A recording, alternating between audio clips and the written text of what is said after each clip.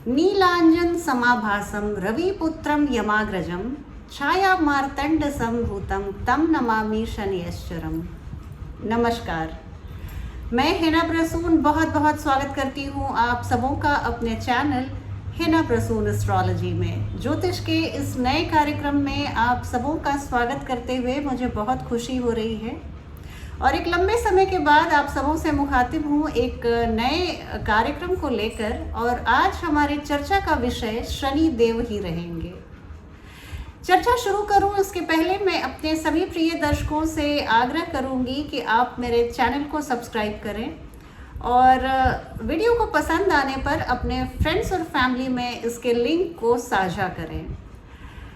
देखिए, शनि देव की अगर हम बात करें तो बिना किसी विलंब के मैं आपको बताऊं कि ये 5 जून लास्ट वीक से ही ये रेट्रोग्रेड मोशन में आ चुके हैं और शुरुआती कुछ दिनों तक शनि बिल्कुल स्तंभन की अवस्था में बहुत लंबे समय तक रहते हैं। ये डिग्री में नहीं, अभी मिनट में मूव करेंगे और वो भी अभी जब मैं ये वीडियो को रिकॉर्ड कर रही हूँ तो ये बिल्कुल स्टेशनरी पोजीशन में है और इसके बाद वो धीरे धीरे गति को पकड़ेंगे और वक्री चाल से वो पीछे होते जाएंगे। तो 5 जून से 12 जुलाई तक शनि देव कुंभ राशि में ही वक्री होते रहेंगे रेट्रोग्रेड मोशन में। इनको अभी एक्वेरियस साइन को पार करते करते 12 जुलाई आ जाएगी और उसके बाद पुनः वो 12 जुलाई से मकर राशि में प्रवेश कर जाएंगे।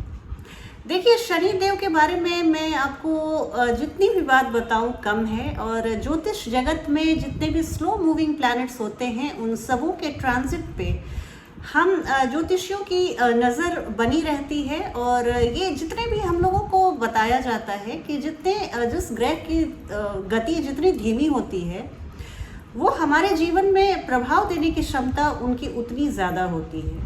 तो शनि निसंदेह हमारे कर्मों के कारक हैं, जस्टिस लविंग हैं। Shani Dev plays the role of chief magistrate to all the natives and he gives good and bad results according to their Karma.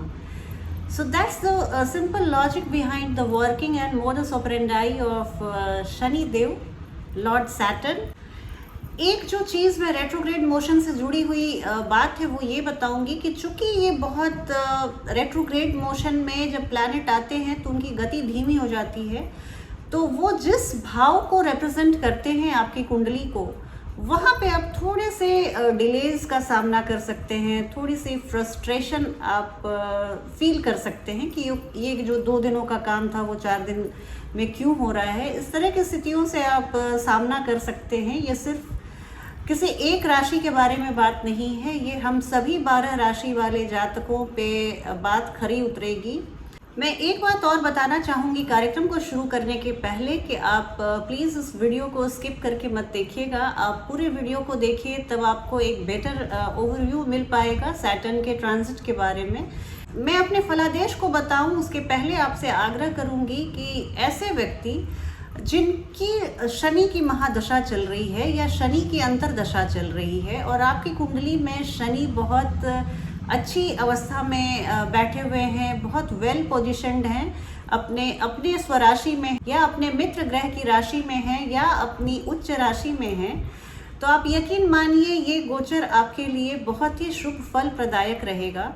लेकिन इसके विपरीत अगर शनि देव आपकी कुंडली में अभी आपकी महादशा चल रही है शनि की या अंतरदशा चल रही है शनि की, लेकिन वो बहुत अपनी नीच राशि में है या किसी शत्रु राशि में है, तो इस तरह की स्थिति अगर बनती है तो आपके लिए ये थोड़ा सा संभलने वाला समय रहेगा। क्योंकि जैसे ही 29 अप्रैल को शनि देव मकर राशि को छोड़कर कुंभ राशि में आए थे तो हम सभी जातकों के जीवन में एक खुलापन सा महसूस हुआ और उस 29 अप्रैल के बाद से ही आप इन जनरल अपने मंडेन एस्ट्रोलॉजी की भी बात करूं तो पूरी दुनिया में थोड़ा सा जैसे हम खुली हवा में सांस ले रहे हैं, वो बीमारी, वो महामारी, उसका भय थोड़ा कम होता चला गया हम लोगों के मानस पटल से। तो ये सब चीज़ें हैं। तो फिर से जबकि पुनः एक बार शनि देव वापस आ रहे हैं और 12 जुलाई के बाद फिर से मकर राशि में बहुत लंबे समय तक रहेंगे और वो अगले साल जनवरी में फिर से डायरेक्ट होके वो कुंभ राशि में फिर आगे की ओर बढ़ने लगेंगे। तो ये जो मैं फलादेश बता रही हूँ आपको जुलाई से 12 जुलाई से लेकर अगले जनवरी तक की है। तो इस भविष्य फल को आप ज़रूर देखें। ये आपकी चंद्र राशि पे आधारित है। तो इस भविष्य फल को तैयार करते समय हमने शनि देव के पोजीशन की गणना आपके चंद्रमा से की है। तो आप अपने चंद्र राशि के हिसाब से इसे ज़रूर देखिए। और वैसे भी 7.5 चंद्रमा को ही लगती है। तो चंद्रमा शनि के प्रेडिक्शंस को जानने के लिए आपको अपनी कुंडली में चंद्रमा की पोजीशन को बहुत अच्छी तरह से जानना और समझना चाहिए। अब इस भूमिका के बाद मैं सीधे बात शुरू करूंगी एक एक करके सभी 12 राशियों की।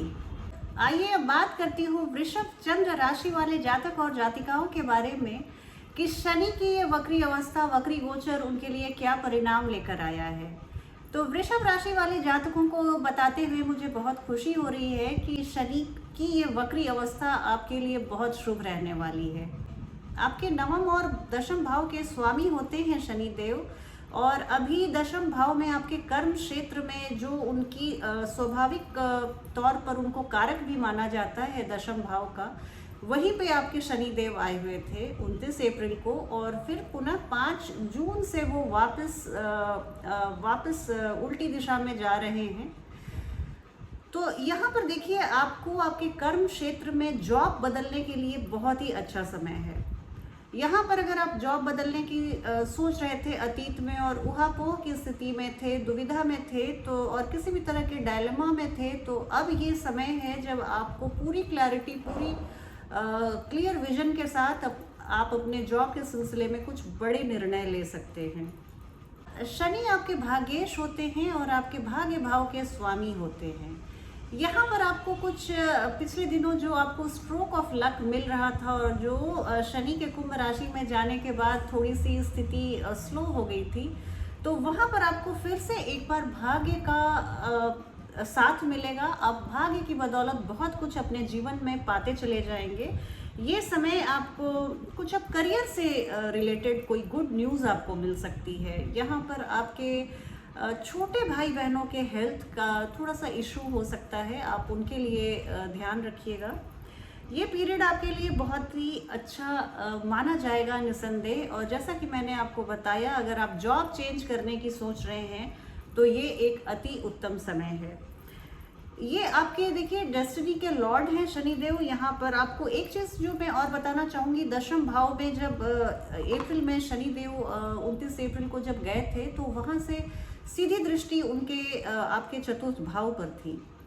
तो चतुर्थ भाव में आपको वहाँ पे थोड़ी से आपकी माता जी के स्वास्थ्य में कमी आ रही होगी, या भवन भूमि का आपको उतना सुख नहीं मिल पा रहा होगा। तो चतुर्थ भाव से, तो दशम भाव से शनिदेव की सीधी दृष्टि आपके चतुर्थ भाव में आ रही थी और वहाँ भवन भूमि के आपको फायदे मिलते हुए दिख रहे थे। लेकिन हाँ, माता जी के स्वास्थ्य में थोड़ी सी कमी, थोड़ी नरमी पाई गई होगी। तो जब शनिदेव नवम भाव में शिफ्ट हो जाएंगे तो आपको चतुर्थ भाव से जो कुछ सुखों में आपको कमी का एहसास हो सकता है। और आपको ये भी लग सकता है कि वाहन में आपको कुछ छोटी मोटी प्रॉब्लम आ सकती है, या वाहन के ऊपर खर्चे हो सकते हैं। तो इसका आप थोड़ा सा ध्यान रखिएगा। आपको आपके बिजनेस पार्टनर्स के साथ थोड़े से डिफरेंसेस ऑफ ओपिनियन हो सकते हैं। आपको अपने जीवन साथी के साथ भी थोड़ी मतभेद, थोड़ी तू मैं हो सकती है। और इसके अलावा मैं देख रही हूँ, अगर आप बिजनेसमैन हैं तो आपको कुछ मैं एक्स्ट्रा प्रिकॉशन लेने की सलाह दूंगी। कुछ ज़्यादा सतर्कता बरतिएगा अपने बिजनेस डीलिंग्स में। ये समय आपको उतना मैं सपोर्ट करता हुआ नहीं देख रही हूँ। थोड़ी सी पॉसिबिलिटी ऑफ लॉस, हानि की संभावना भी बनी हुई है। तो आप अपने किसी भी बिजनेस डील को बहुत 2 बार 4 बार सोच के, डीड्स को पढ़ के ही आप अपने किसी भी बिजनेस डील को 2-4 बार सोच कर ही आप उस पर अपनी हामी भरिएगा। भवन भूमि से संबंधित कुछ पैतृक मामलों में अगर कोई प्रॉपर्टी का विवाद चल रहा था, जमीन जायदाद के लिए आप कुछ किसी विवाद में फंसे हुए थे, तो वहाँ पर मैं इस विवाद को थोड़ी सी बढ़ते हुए देख रही हूँ। आपके खर्चे बढ़ते हुए दिख रहे हैं। आप बिल्कुल एक निश्चित बजट बनाकर चलिए और अपने पर्स के स्ट्रिंग को बिल्कुल टाइटली क्लोज रखिए। जैसे पैसे आने की तो बहुत सारी संभावनाएं हैं, लेकिन अगर उसी अनुपात में पैसा हाथ से खिसकता जाए तो हमें ये कोई भाव नहीं पड़ता। तो इस तरह से आप अपने फाइनेंस का ध्यान रखिएगा और ऐसे कोई घबराने की बात नहीं है, आपके लिए भी बहुत अच्छा समय है। वृषभ राशि वाले जातकों के लिए आज सिर्फ इतना ही। आज की वीडियो में बस इतना ही। एक नई वीडियो में आपसे बहुत जल्दी भेंट होगी। तब तक आप अपना ध्यान रखिए। जय हिंद, जय भारत।